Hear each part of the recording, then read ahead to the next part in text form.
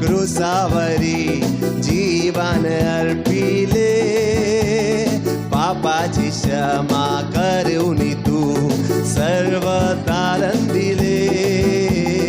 येशू तुम्ही क्रुसावरी जीवन अर्पिले, पापाची क्षमा करून तू सर्वांस तारण दिले. हात पायी किले पाठीवर फटके,